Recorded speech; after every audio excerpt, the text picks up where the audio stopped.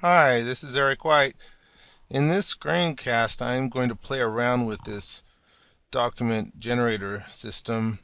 I haven't done these processes before. I'm just going to do it in real time while I'm recording the screencast. Here's the directory as I unzip the zip file. So I'm going to open the two projects. The easiest way is to open the template document right there. I'm also going to go in here and put this into design mode. I'm going to do something else here too, which is I'm going to go File, Options, it's Proofing, About Autocorrect Options.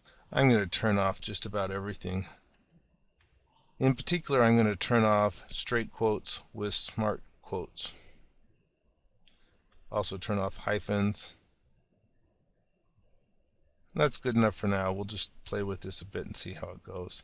That's something I don't like about this approach, is that we end up editing code in a Word document. One of the advantages of doing this is that it localizes the logic for what you're going to do with stuff at the place where it shows up in the document. So in other words, here we're looking at the table content control, and we can see the query that generates that particular table right there, and having that query next to the table means it's easier to develop. So let's just do something first and add a new field to customer. I'm going to go to document generator and I'm going to open up data.xml here. In each of these customers, I'm going to add another field. We'll call it city. Doesn't really matter what we are doing here. More, it just matters that we see the process of changing the underlying data and including that underlying data in the document generation process. So Bob lives in Boulder, Colorado. Bill lives in Seattle. And Susie's fortunate and lives in Santa Barbara. So we've saved that document, the data.xml, so we've got that. Let's now go back over to the template and let's make changes to incorporate that. So we want to modify a customer and say public string city, because we are now keeping track of that. And here is where we are projecting into a type that includes city. We're projecting into a new customer, and this is, we'll take a string c dot element city, and notice that I'm typing quotes and they're not turning to smart quotes. So we've projected city. One thing you'll notice from the last time is it's perfectly okay to highlight text in here, add comments, or etc. The code to extract the contents of the content control completely ignores all that and just gets the text. So we can change that back to no color. That was left over from the last demo of this, and change that to no color, and we're going to change this back to data.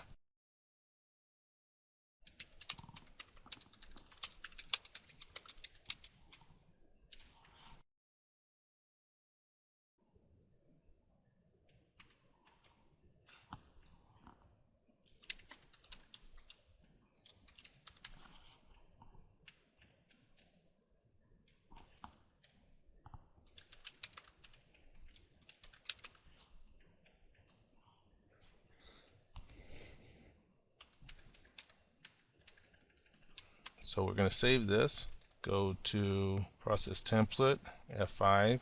I'm going to do something also over here on the DSSD. Here were the 3,000 documents that I generated in the last video. I want to shift delete those. We're going to run, and if we look in drive D, we will see our new file there. We can see, I see that you live in Boulder, Colorado. There, I see that you live in Seattle, Washington, and Santa Barbara, California. That worked. Let's now go through the process of adding a column to the table. So let's go to document generator, and we'll add a something that tells whether this is taxable or not. This is true.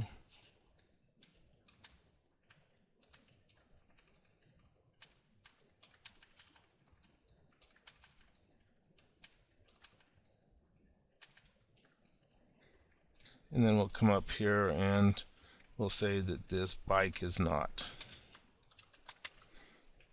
Save that. Now we've added a new element to the order element in the data.xml file.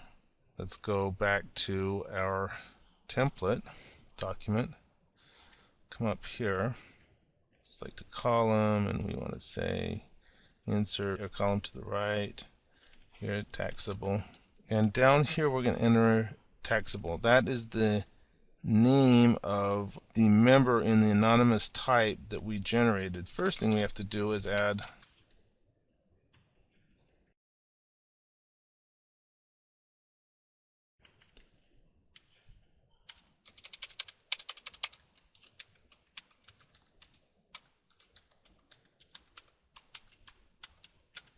I've added that to the projection.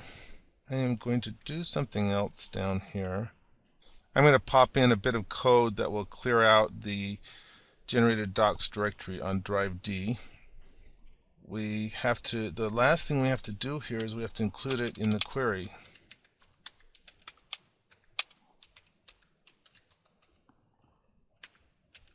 Save that. Process template, F5, document generator, F5. Let's go look on drive D, generated docs, and then we've got taxable, false, and true, and taxable, true, and taxable, true. So we'll notice one thing, which is while I put capitalized values in the XML document, we get lowercase values, and this happens to be because of the way that linked XML normalizes values when reading. We added a column to that list.